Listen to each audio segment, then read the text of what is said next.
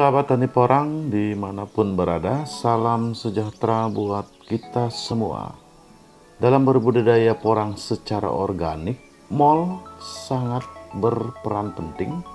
Yang pertama, sebagai pengurai bahan organik itu sendiri. Kedua, sebagai penyedia nutrisi bagi tanaman dari hasil metabolisme mikroorganisme itu sendiri.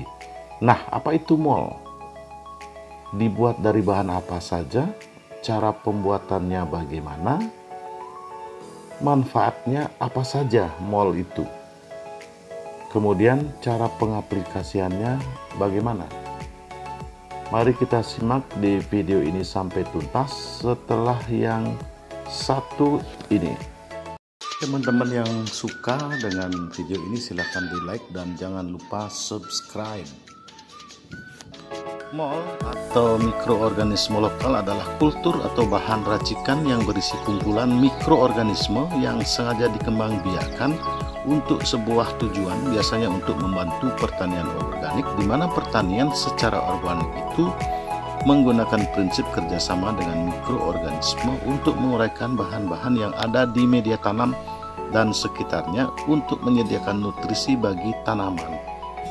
Oleh karena itu, pertanian secara organik, MOL sangat berperan penting sebagai pengurai bahan organik seperti sampah atau limbah, kemudian penyedia nutrisi bagi tanaman dari metabolisme mikroorganisme tersebut.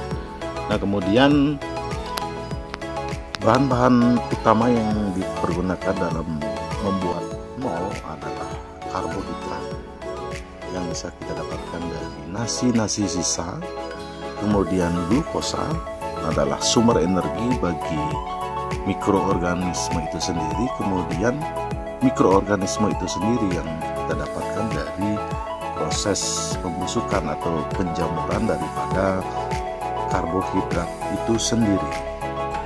Langkah pertama yang kita lakukan adalah kita simpan nasi ini dalam keadaan tertutup, bisa ditutup dengan daunan ataukah kita bisa tutup dengan tisu.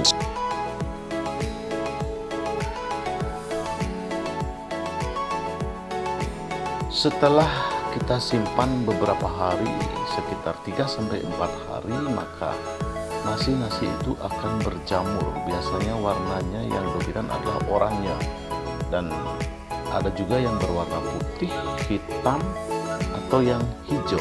Nah, sangat beruntung kalau kita mendapatkan yang berwarna hijau, karena itu adalah jamur trichoderma yang sangat kuat sebagai bahan pengurai.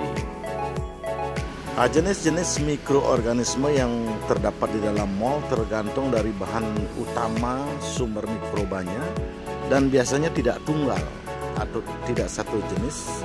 Yang berwarna oranye itu namanya Rhizopus oligosporus. Kemudian kalau kita beruntung mendapatkan warna hijau yaitu Trichoderma, dan ada juga yang berwarna hitam namanya Aspergillus niger ya. Kemudian langkah selanjutnya kita siapkan air secukupnya ya, sesuai dengan jumlah bahan yang kita siapkan. Untuk 300-500 gram bahan cukup kita siapkan 1 liter air. Kemudian kita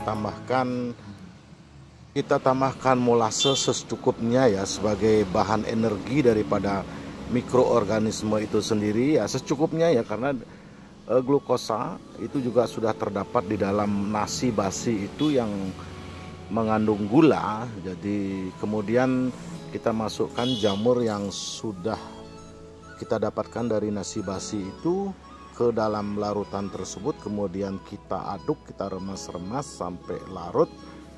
Nah, setelah itu kita simpan di tempat yang sejuk dalam keadaan tertutup selama kurang lebih seminggu atau sampai dengan 10 hari. Kita sisakan sedikit ruang di atasnya untuk oksigen, dan setiap 2 atau 3 hari kita buka untuk menggantikan oksigen. Larutan itu bisa juga kita simpan di bekas botol air mineral ya. Yang penting dia tertutup. Jadi setelah seminggu atau 10 hari kemudian kita bisa aplikasikan dengan perbandingan 1:10 dengan takaran tertentu ya. Untuk satu takaran mol ditambahkan 10 takaran air. Nah, itu untuk kita aplikasikan, dikocorkan pada tanaman.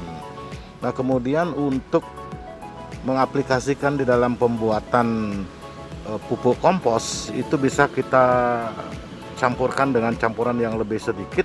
Semakin banyak molnya itu semakin bagus, sehingga proses pembusukan untuk bahan-bahan organik itu akan semakin cepat. Nah, prosesnya kita lihat seperti ini ya untuk pembuatan kompos.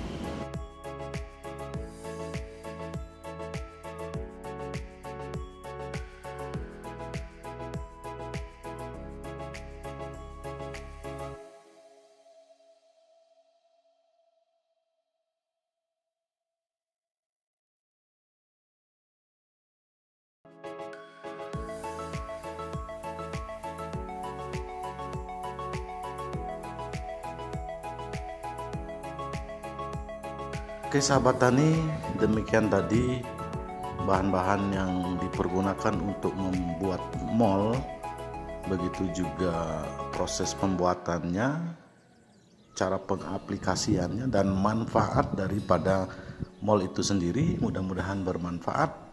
Sampai jumpa.